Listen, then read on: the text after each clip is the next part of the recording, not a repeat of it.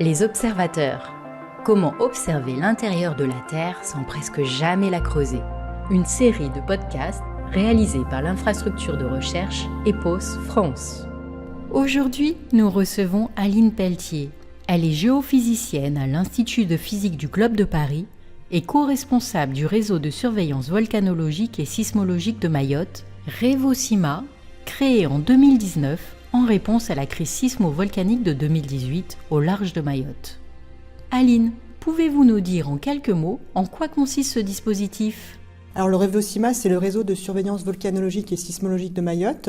Donc c'est la structure qui est en charge de l'étude et du suivi de l'activité tellurique sur Mayotte et également de l'alerte montante en cas de changement d'activité des paramètres surveillés ou en cas de séisme ressenti vers les autorités. Et actuellement, c'est à peu près une centaine de personnes, donc des ingénieurs, des techniciens, des scientifiques, d'une dizaine d'instituts différents, à la fois en Hexagone, à Mayotte et à La Réunion, qui travaillent pour le REVOSIMA.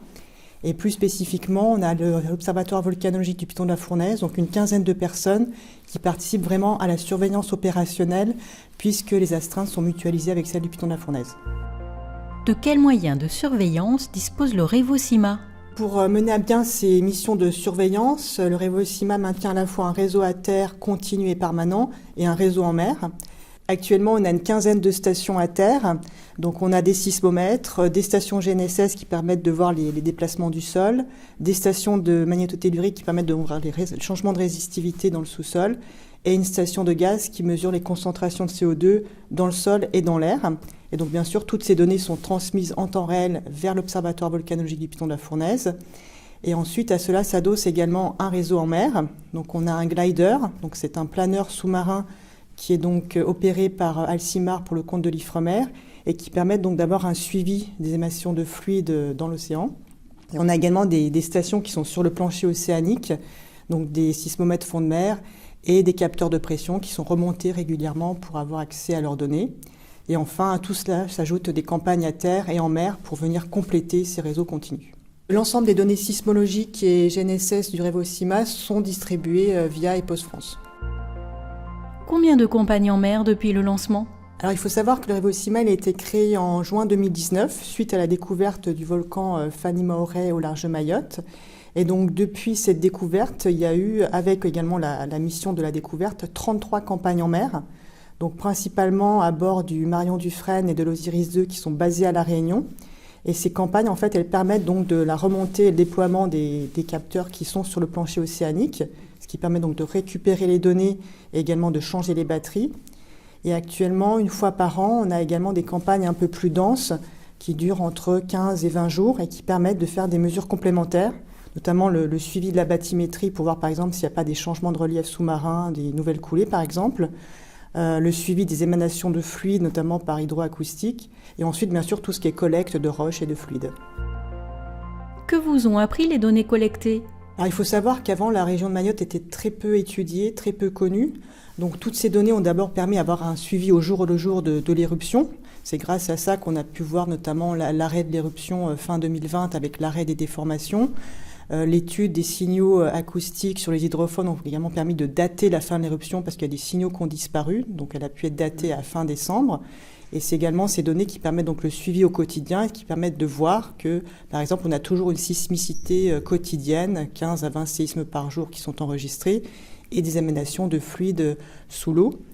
Et ensuite, ça nous a permis également une meilleure connaissance de tout le système volcanique, une meilleure image de la plomberie du système magmatique sous Mayotte. Ça a permis de mettre en évidence, par exemple, un grand réservoir de magma à 40 km de profondeur sous Mayotte et des réservoirs également plus superficiels, donc en gros d'imager la structure interne et de voir un petit peu la complexité du système d'alimentation qui a alimenté le volcan de Fani Maorai. Et en plus, je rajouterais également que les études géologiques et pétrologiques à terre et en mer ont permis également d'étudier les éruptions passées, de voir un petit peu leurs caractéristiques. On a pu mettre en évidence notamment des éruptions récentes à la fois en mer et sur terre, qui avaient moins de 6000 ans, et également un caractère explosif. Donc on peut voir à peu près à quoi s'attendre pour les prochaines éruptions. Donc c'est important de comprendre le passé pour pouvoir mieux anticiper l'avenir et les futures éruptions sur Mayotte. Êtes-vous en relation avec les autorités et les populations locales ? Alors oui, bien sûr, comme tous les observateurs volcanologiques, on est en contact étroit et direct avec les autorités, puisqu'on est vraiment le premier maillon de l'alerte montante scientifique vers les autorités. En cas de changement d'activité ou de séisme ressenti, on a des protocoles avec eux pour les alerter rapidement. Donc, par exemple, lorsqu'il y a un séisme ressenti, on va alerter la préfecture de Mayotte, l'état-major de zone et de protection civile de l'océan Indien. Et nous, en interne, on a des alarmes automatiques, des protocoles internes qui nous permettent donc de faire un communiqué en moins d'1 heure après le séisme ressenti, de l'envoyer à la préfecture et également de le mettre en ligne sur nos réseaux sociaux, sur notre site web pour avertir le grand public. Et ensuite, on a également un effort de communication vers le grand public. Tous les jours, on a un bulletin quotidien qui peut être vu par tout le monde sur notre site web. Et tous les mois, un bulletin détaillé.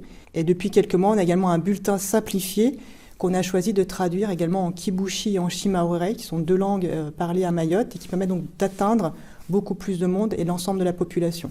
Et enfin, comme tous les observatoires, on intervient régulièrement soit dans les établissements scolaires, soit dans des conférences grand public pour essayer donc de sensibiliser la population aux différents aléas et risques sur Mayotte. Merci Aline. Quant à vous, auditeurs curieux, rendez-vous pour d'autres épisodes de notre série Les Observateurs sur notre site web observataire.fr.